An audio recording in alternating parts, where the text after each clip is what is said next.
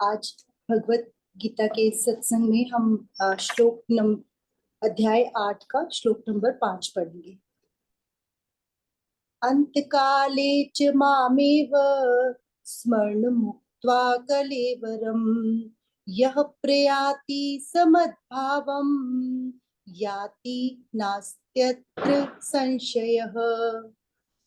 जो पुरुष अंत काल में मुझको ही स्मरण करता हुआ शरीर को त्याग जाता है, वह मेरे साक्षात स्वरूप को प्राप्त होता है, इसमें कुछ भी संशय नहीं है।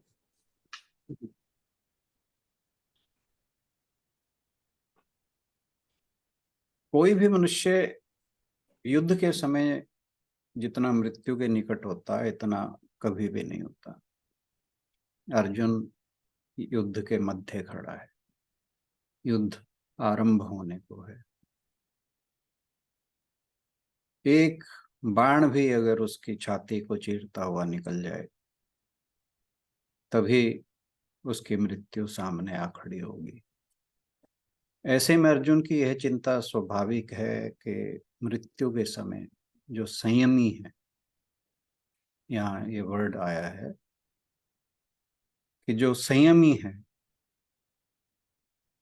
जिन्होंने अपने मन इंद्रिय बुद्धि को संयम में रखा हुआ है,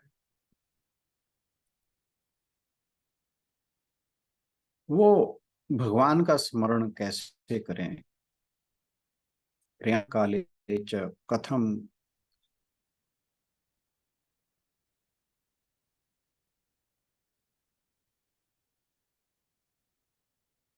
ये कहीं और से लिया गया है।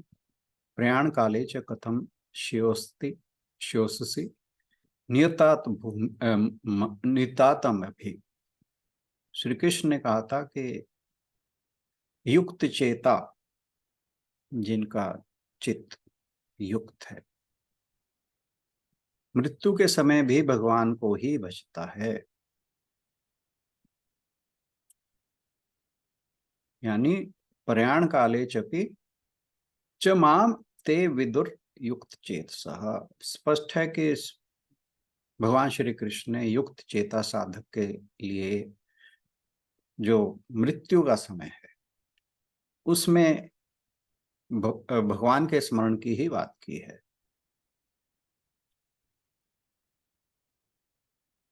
अन्य समय में भगवान का स्मरण हो तो आश्चर्य की बात नहीं, क्योंकि ऐसा तो हम करते ही रहते हैं कि कभी कभी भगवान को याद करें।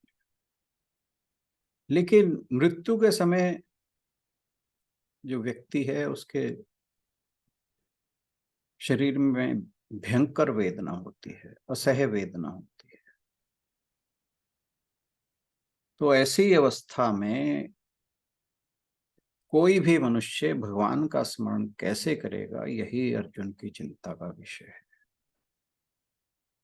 और यह जो चिंता का विषय अर्जुन का है, ये हम सबका भी है।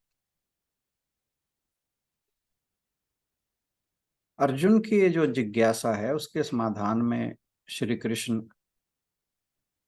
ये पूरा जो 8वां अध्याय है, इसमें ही इसी बात को तरह तरह से बताएंगे। पूरा 8वां अध्याय, ये जो पहले 4 श्लोक हैं, तो उसमें जो पहले 2 श्लोकों में अर्जुन ने 7 प्रश्न उठाए थे, तीसरे और चौथे में 6 का उत्तर दे दिया, और जो 7वां प्रश्न है वो पूरे 8वें अध्याय में अलग अलग रूपों में चलेगा और बताया जाएगा।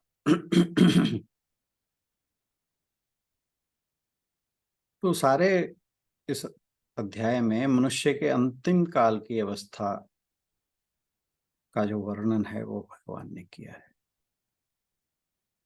यदि व्यक्ति किसी रोग से ग्रस्त हो और ऐसा लगे कि वह मरने को है, तो कहा जाता है कि गीता जी के 8वें अध्याय का अर्थ सहित पाठ करना उसके अंतिम समय को सुधारने में मदद करता है।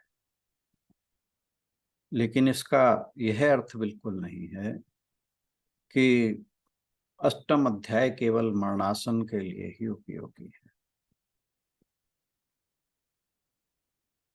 ये वास्तव में तो मरणासन व्यक्ति के लिए तभी उपयोगी है जब व्यक्ति ने पूरा जीवन भगवान का स्मरण किया हो। खाली ये नहीं कि मरते समय 8वां अध्याय पढ़ लिया और व्यक्ति की मुक्ति हो गई।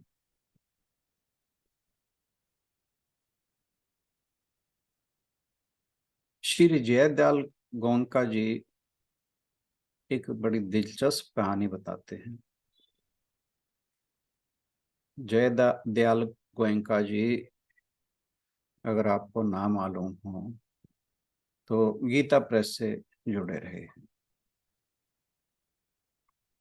गीता सुबोधनी शायद उन्होंने लिखी है, मुझे एग्जैक्ट नाम नहीं याद आ रहा उसका टाइटल का, पर उन्होंने भी गीता पे अपना भाष्य लिखा है। बहुत भगवत प्रेमी थे वो और अच्छे संत माने जाते हैं। उन्होंने एक ये दिलचस्प किस्सा सुनाया कि एक आदमी फोटो खिंचवाने के लिए गया तो खूब दाढ़ी मूछ मुड़वा कर, खूब चिकना चुपड़ा बनकर वो फोटोग्राफर के यहाँ पहुंचा।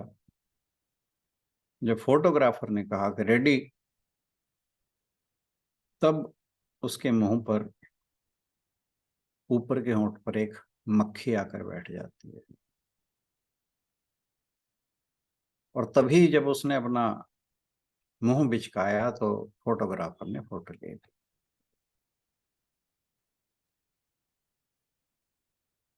तो वो कहते हैं यही अंतकाल है, इसी का नाम अंतकाल है।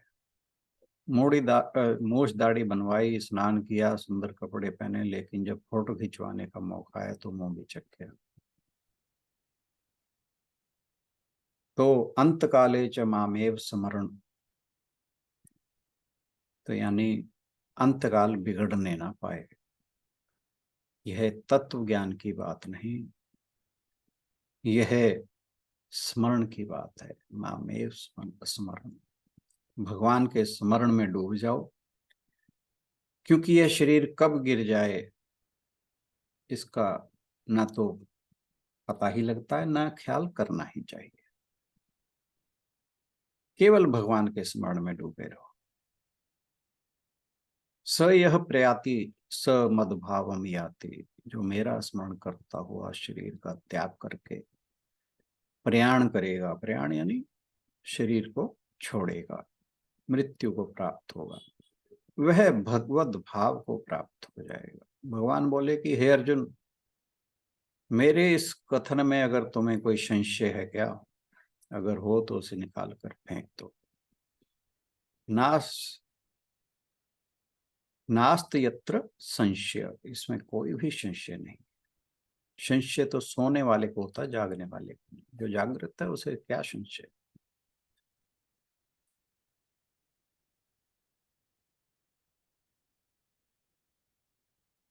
किसी के जीवन का सबसे प्रमुख विचार मृत्यु के समय दिमाग में रहता है, जो उसे सारा उम्र जिसका विचार करता रहा, वही विचार मृत्यु के समय भी दिमाग में रहता है। एक मरते हुए व्यक्ति के अंतिम विचार उसके अगले जन्म की गुणवत्ता का निर्धारण करते हैं कि अगले जन्म में क्या होगा, ये डिपेंड करता है उसके अंतिम विचार पर। अंतिम समय में आत्मा का मन जिस और होता है वह वहीं चला जाता है, जो हम सोचते हैं वही बन जाते हैं।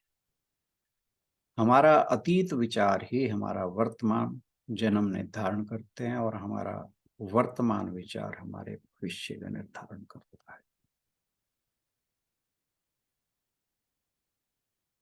इस बात को आप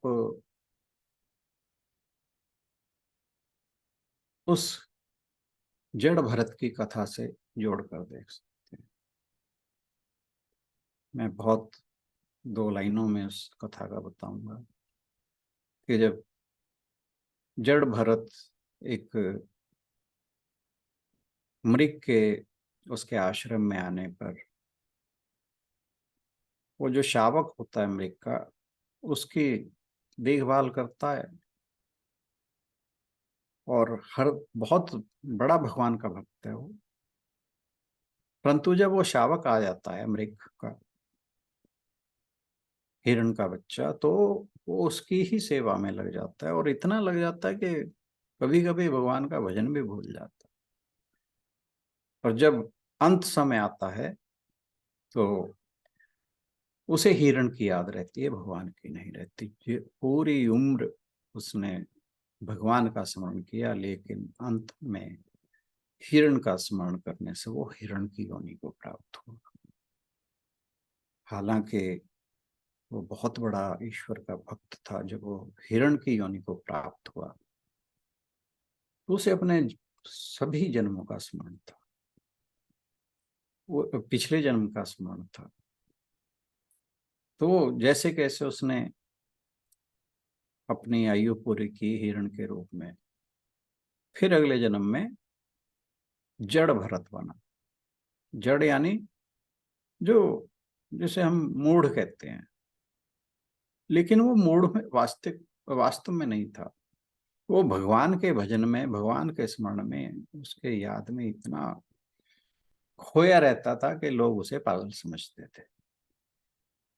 और फिर कैसे वो जड़ भरत वाले जन्म में भगवान का स्मरण करता हुआ भगवान को प्राप्त हो गया।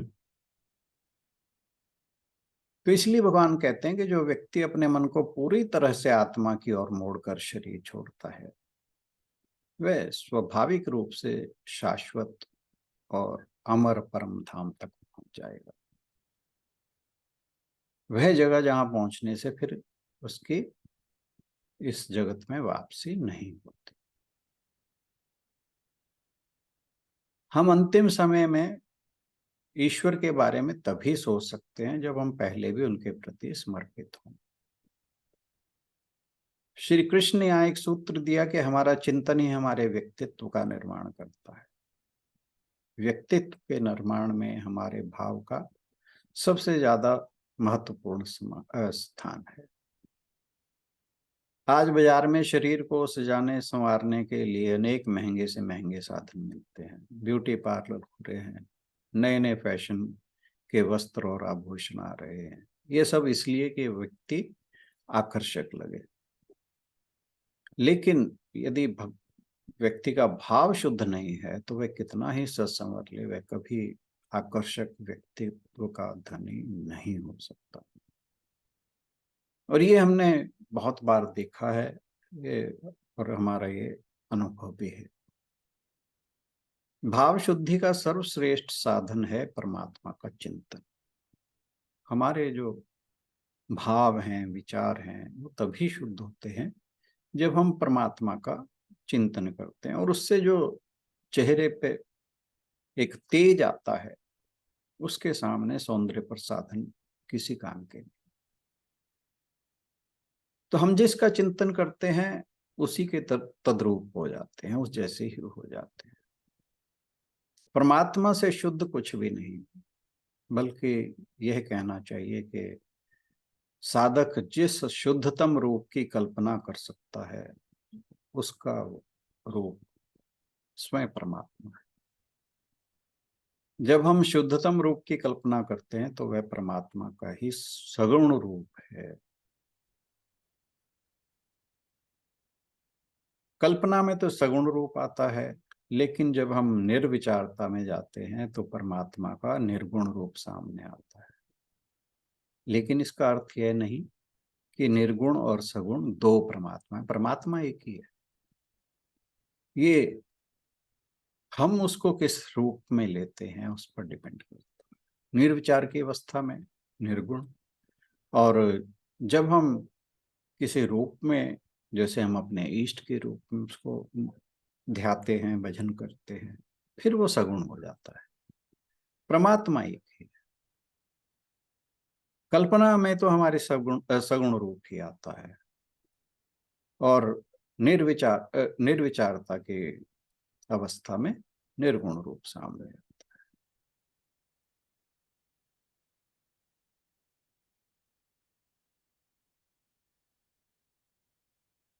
हमारा विचार निर्गुण को ही सगुण बना देता है, वास्तव में तो निर्गुण ही है, किंतु निर्गुण इतना सूक्ष्म है कि उस तक पहुंचने के लिए किसी ने अवतार को माध्यम बनाया, किसी ने पैगंबर को, किसी ने तीर्थंकर को, किसी ने बुद्ध को, किसी ने ईश पुत्र को।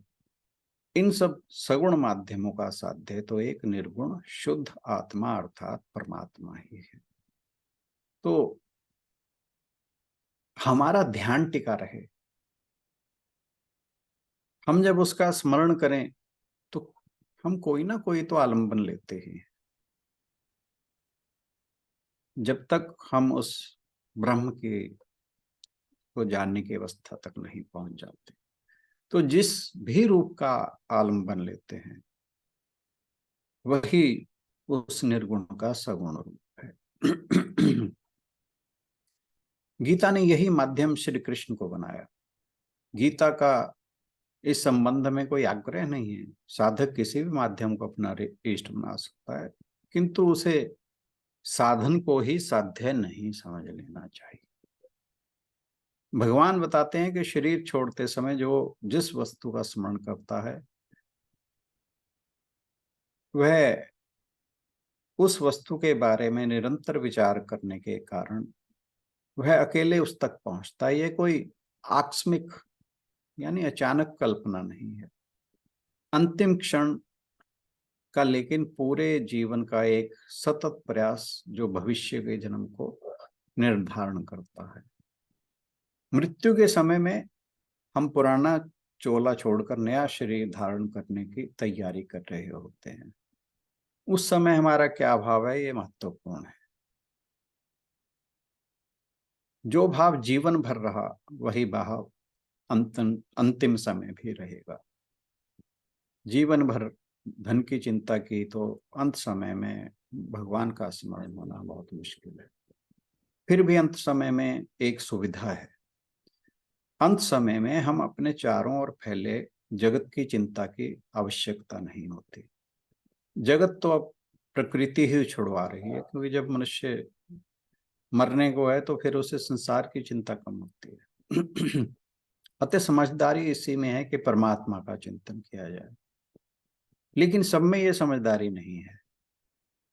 यह समझदारी तब आती है जब जीवन भर परमात्मा का चिंतन किया हो।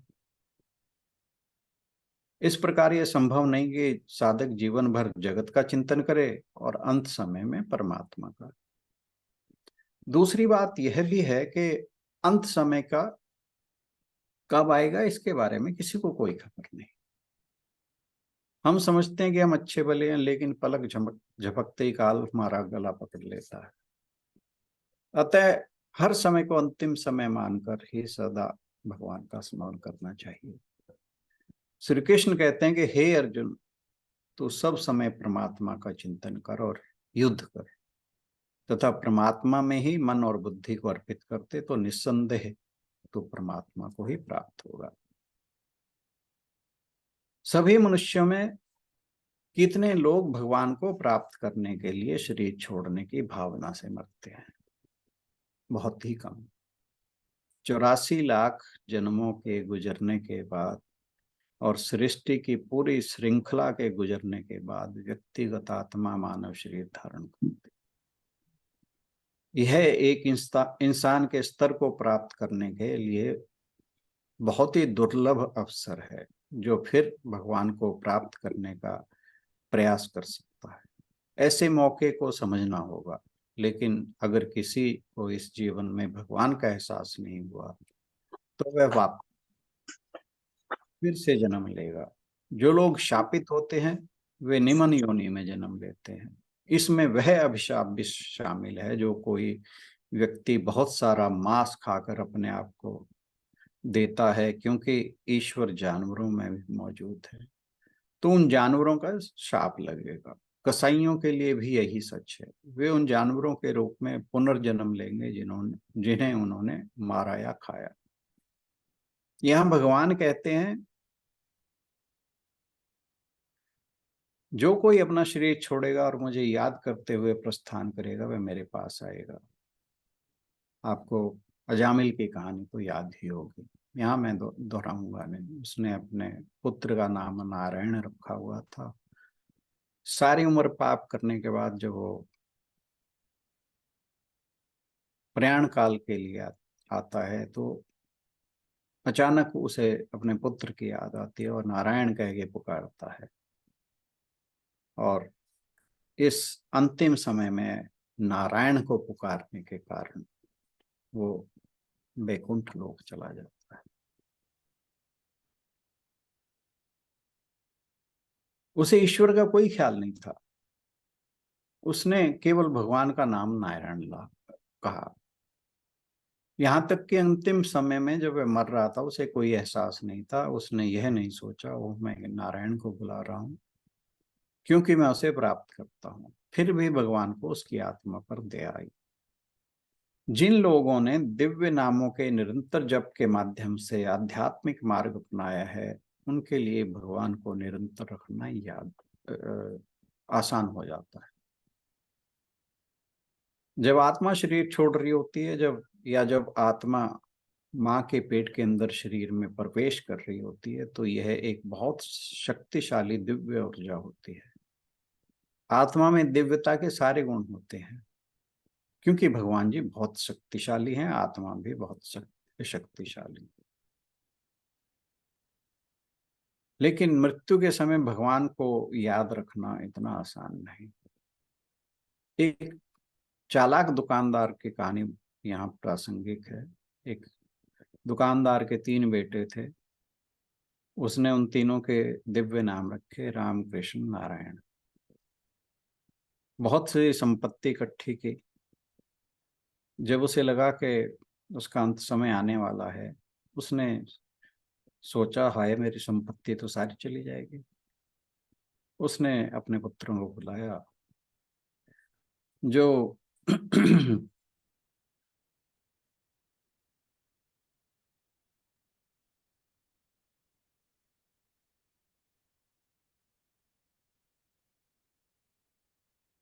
अपनी जो उसकी जमीन थी उसने कृष्ण नाम के बेटे को देते हुए कहा कि मैं अपनी सारी जमीन तुम्हें देता हूँ, खेती और जानवरों की देखभाल करना। क्योंकि भगवान स्वयं एक चरवाहे थे, इसलिए उसने अपनी यह भूमि अपने पुत्र कृष्ण को दे दी। भगवान राम एक राजा थे जिनके पास एक महल था, तो उसने अपने पुत्र राम से कहा कि राम तुम ये बड़ा घर ले लो और इसमें आनंद लो। फिर उसने नारायण को बुलाया और उसे कहा मैं तुम्हें सारे आभूषण सारा खजाना देता हूं जो मैंने एकत्र किया है। जब वह ये सारा काम कर रहा था उसे दुख हो रहा था कि वह अपनी सारी जो पूरे जीवन की अर्जित की हुई संपत्ति है वो दे रहा हूं, परंतु उसका आखिरी सांस आने वाला था। कहते हैं जब कोई मरता है तो मरने से पहले 3 बार सांस लेता है। यह त्रिमूर्ति जो ईश्वर के रूप में निर्माता, रक्षक और विनाशक के रूप में याद दिलाने के लिए है। हर कोई इस अवस्था से गुजरता है।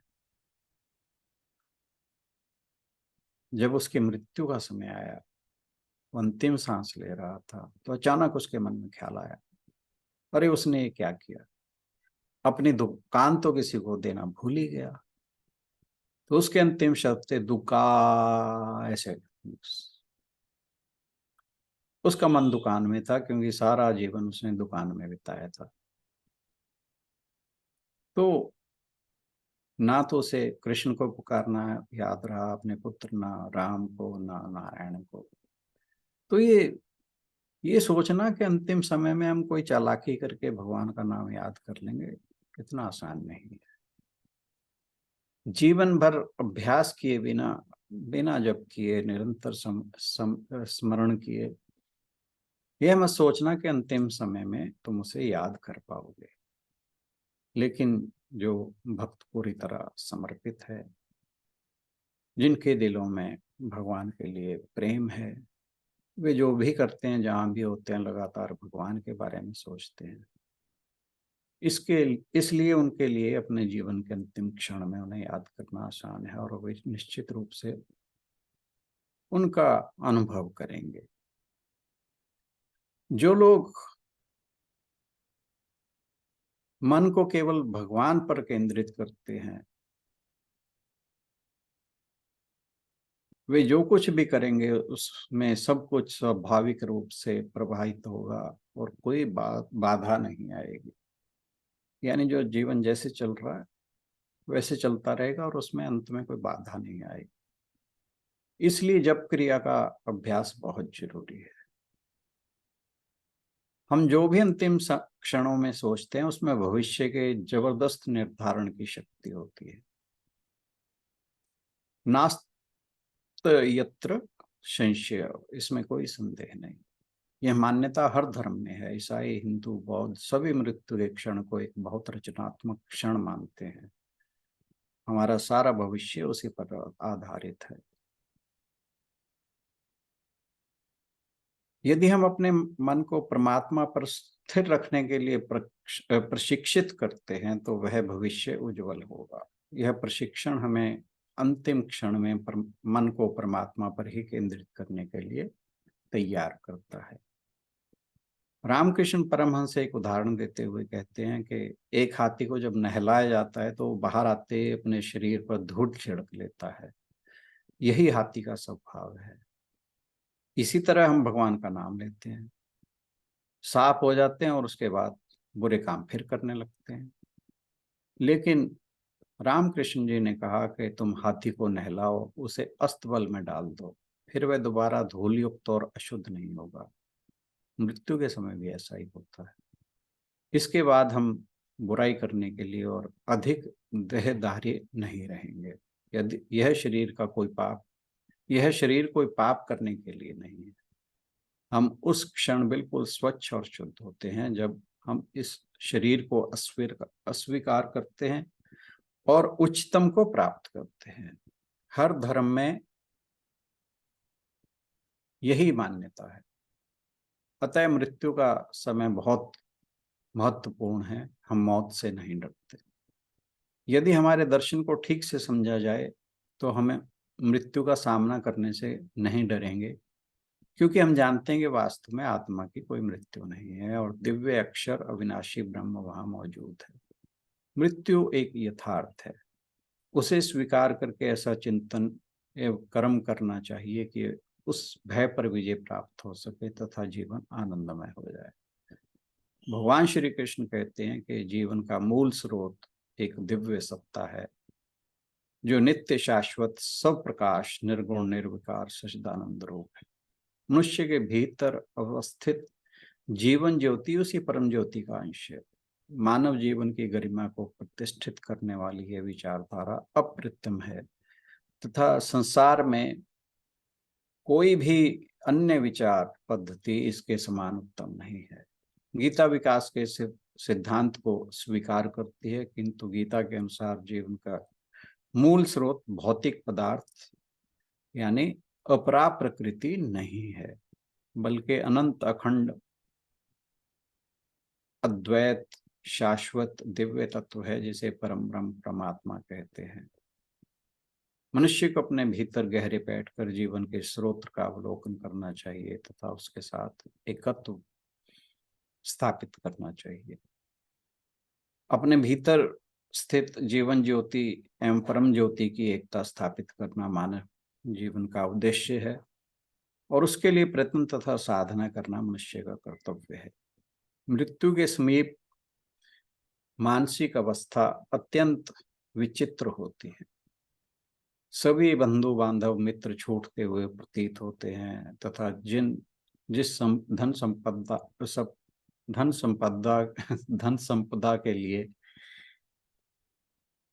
घोर परिश्रम, छल, कपट और पाप भी किया, वह भी छूटता हुआ प्रतीत होता है। मनुष्य के विगत जीवन के भले और बुरे कर्मों के संस्कार उभर कर सामने खड़े हो जाते हैं।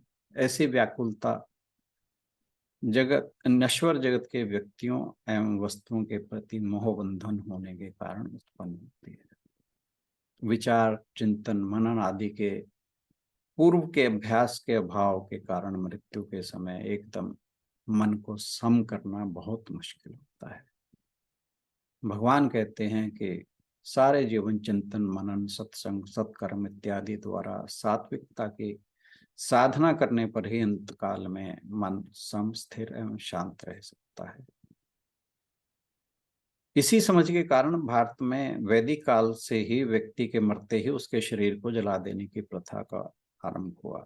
वह शव जितनी जल्दी अपने रासायनिक तत्वों तक सीमित हो जाए उतना बेहतर होगा। अतः संस्कार का यह दर्शन आपको अन्यत्र कहीं नहीं मिलेगा।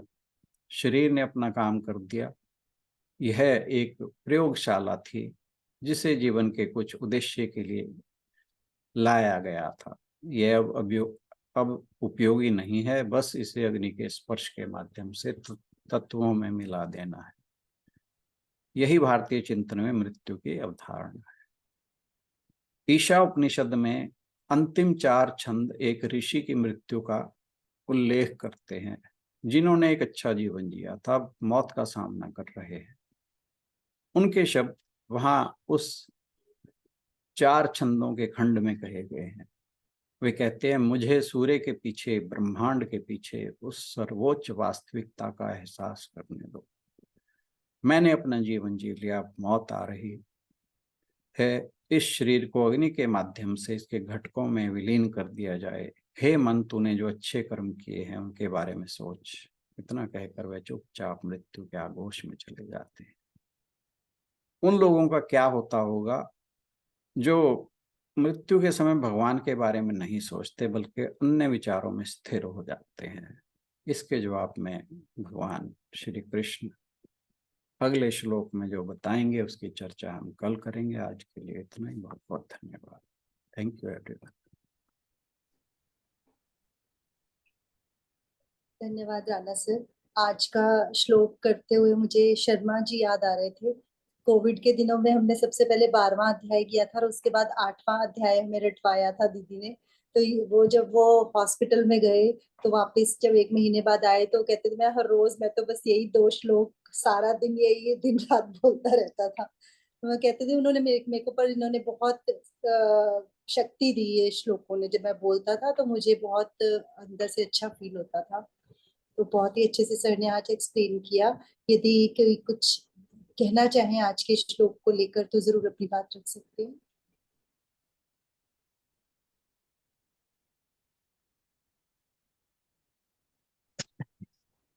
सर मैं एक चीज कहना चाहूंगी खाली कि मतलब इतना पूरा श्लोक हमने किया, मतलब इतना इलाबोरेट तरीके से, but the takeaway is कि हम अ, हर टाइम उसको ही ध्यान में रखें ताकि अ, कोई अच्छा काम कर रहे हैं तो भी वही ध्यान में रहे, कोई गलत कर रहे हैं तो भी वही ध्यान में रहे।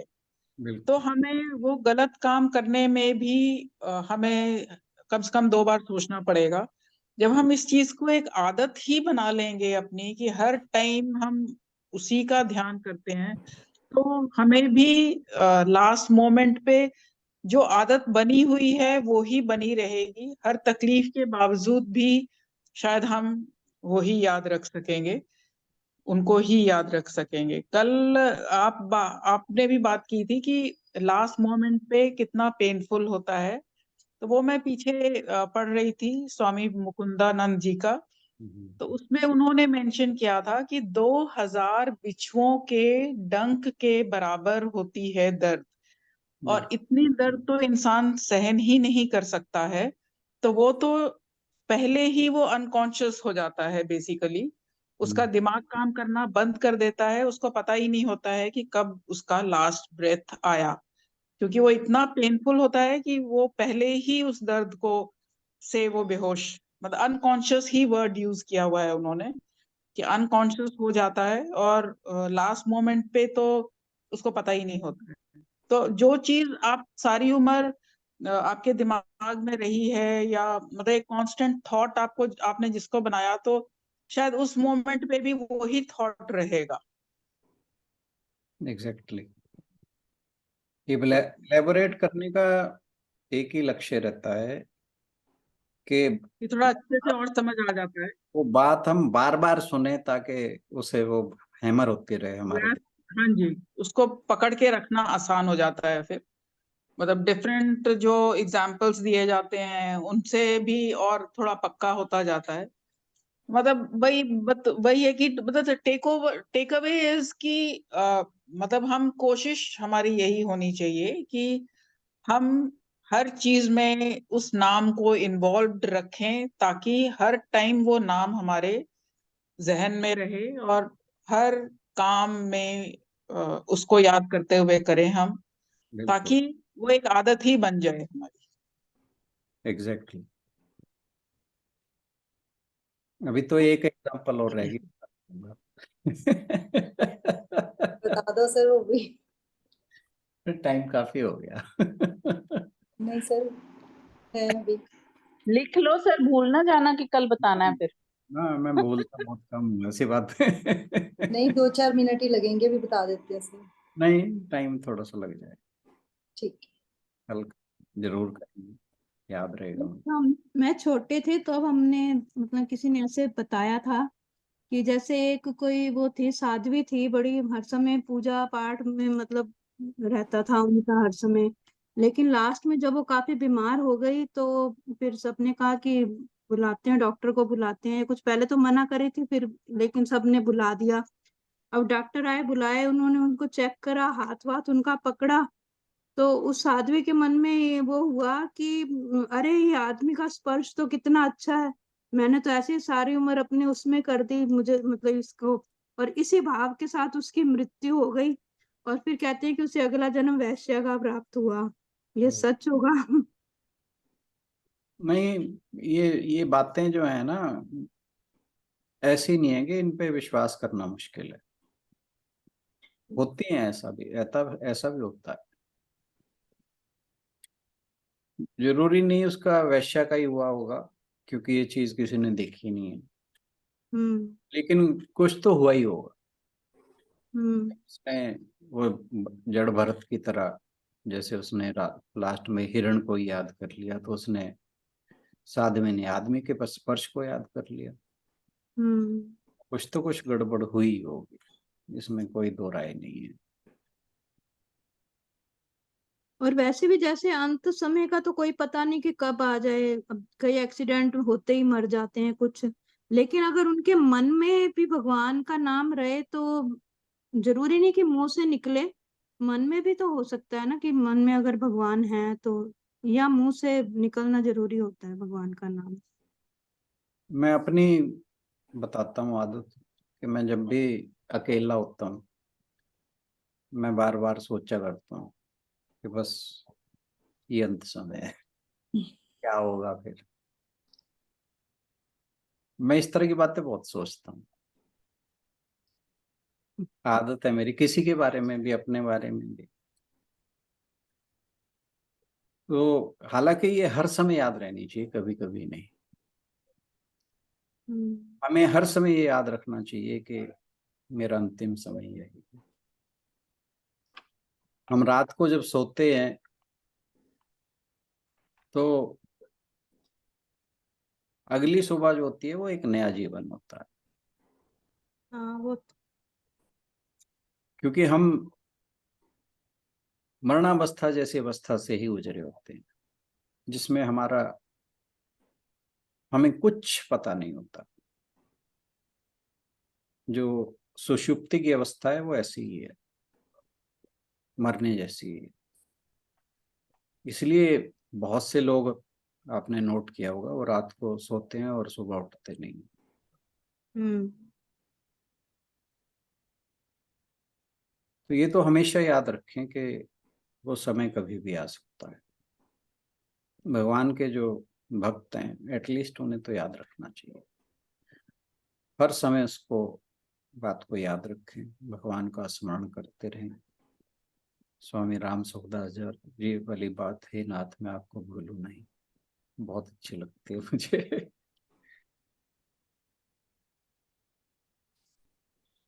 सर जब मेरे नानी माँ सोने लगते थे ना रोज रात को, तो बोले अच्छा भाई मरण लग गया।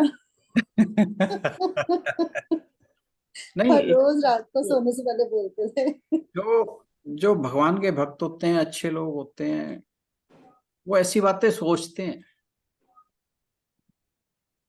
तो ये कोई बड़ी विचित्र बात नहीं है जो आपके नाना जी ये बोल के सोते थे। सर मैं हॉस्टल में थी, मतलब स्कूल टाइम में ही कॉन्वेंट में थी मैं। तो हम जब सुबह उठते थे, उठने के बाद जैसे फ्रेश होके, मतलब डॉर्मेट्रीज होती थी हमारी, मतलब जूनियर क्लासेस में। तो कहाँ की बात है ये? सर मैं पटना में थी ओके। हॉस्टल में। हाँ जी। तो हमारा फर्स्ट फ्लोर पे था, तो जब हमने नीचे उतरना होता था, तो नीचे उतरने से पहले हमारी सब पूरी लाइन लगती थी और हमारी प्रेयर होती थी।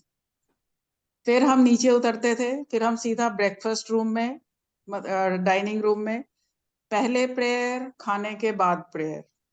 क्लास में हर क्लास से पहले प्रेयर, क्लास खत्म होती थी तब प्रेयर। फिर हमारा जैसे रूटीन था, मतलब स्कूल में मतलब इतना ज्यादा हमने ये काम किया, तब हमने इस चीज को रियलाइज ही नहीं किया। तब हमें लगता था ये क्या बीमारी है भाई, हर टाइम खड़े हो, होता सिर्फ एक दो लाइन ही होती थी। बट अब धीरे धीरे मैं रियलाइज करती हूँ कि हमने उन चीजों को होल्ड ऑन करके नहीं रखा। बट हमें तो ये सिखाया गया था कि हर क्लास शुरू होने से पहले, क्लास खत्म होने से पहले, हर बार खाने से पहले, खाने के बाद, रात को सोने से पहले, जब हमारा जैसे काम होता था, हम ऊपर आते थे बेड चेंज वेंज करने, पहले हमारी प्रेयर होती थी। उसके बाद आपको परमिट किया जाता था कि अब आप जाके अपना चेंज करो and get into your beds. बस बात खत्म। कोई इधर उधर बात, प्रेयर करने के बाद आपको कहीं आप बात नहीं कर सकते हो, कुछ नहीं कर सकते हो। मतलब अपनी तरफ से तो उन्होंने सारा कुछ इनकलकेट करने की कोशिश की, पर बाद में तो फिर धीरे धीरे भूल जाता है सब कुछ और आपको लगता है कि ये तो ऐसे ही था। बट अब आई रियलाइज कि मतलब हमें कैरी ऑन करते रहना चाहिए, और वो ही मतलब एक तरह से होता है ना, जैसे कि आप हर टाइम भगवान को याद करने का एक तरीका बना हुआ था वो। वही था वो, और क्या था। हाँ जी। मेरी बेटियां कॉन्वेंट में ही पढ़ी हैं यहाँ कैंट में। हाँ जी। हाँ जी। तो पहली बार मॉरल साइंस का लेक्चर लगा, पापा ये तो बहुत बोरिंग है। अरे मैं कहा नहीं, हाँ, फर्स्ट पीरियड हमेशा मॉरल साइंस का होता था, हाँ मैंने कहा हमारे आज की टाइम पे बात ये भी बात, और यहाँ पे भी। हाँ जी। मैं क्या आज की बात ये मत करना। वो जो कहते हैं हाँ, जरा उसको समझने की कोशिश करो। और जब कोशिश उन्होंने समझना शुरू किया फिर कहते हैं कि ऐसी बात तो किसी स्कूल में होती ही नहीं। नहीं होती है।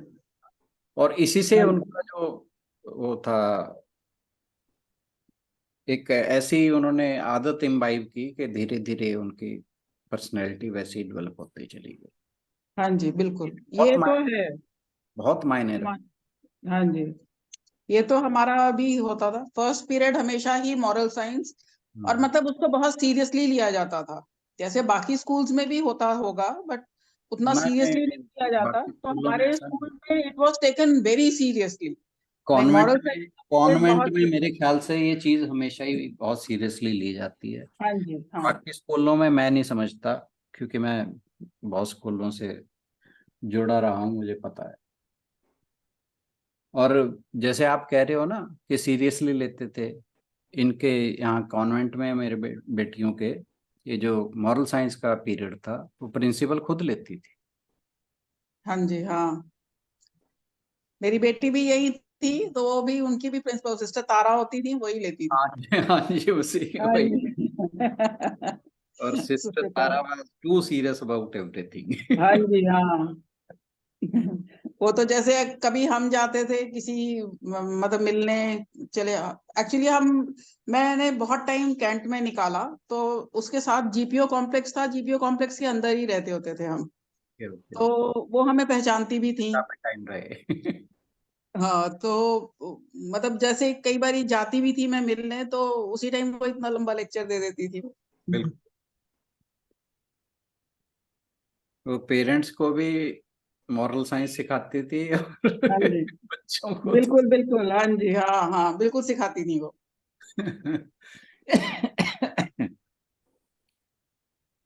बहुत बच्चे इम्पोर्टेंट गालियां है। जरूर देते थे उसे, पर मैंने देखा कि जो चीज वो कर गई ना स्कूल के लिए, वो और कोई नहीं कर सका।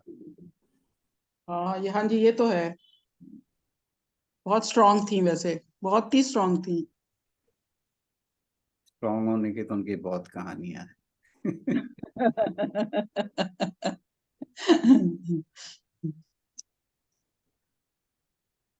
करें जी समापन, कि कोई चलिए। और भी है आज अपने विचार रखने वाला?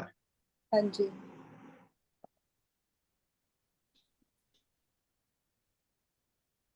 बड़ा अच्छा टॉपिक है ये वाला सर, और सबके लिए ट्रुथ है, सभी के साथ होना है जो। Universal truth. हम्म। चलिए इसी के साथ समापन की ओर बढ़ते हैं, आगे के प्रश्न कल जारी रखेंगे। ओम पूर्णमदः पूर्णमिदं पूर्णात् पूर्णमुदच्यते पूर्णस्य पूर्णमादाय पूर्णमेवावशिष्यते। ओम शांति शांति। हरिओम। सभी को बहुत बहुत प्रणाम, और आज के सत्संग में आने के लिए बहुत बहुत धन्यवाद। Thank you everyone. सभी की ओर से राणा सर का भी बहुत बहुत धन्यवाद। कल मिलते हैं अगले श्लोकों के साथ। मेरा फिर से डायलिसिस है, तो कल please verify got late. Okay.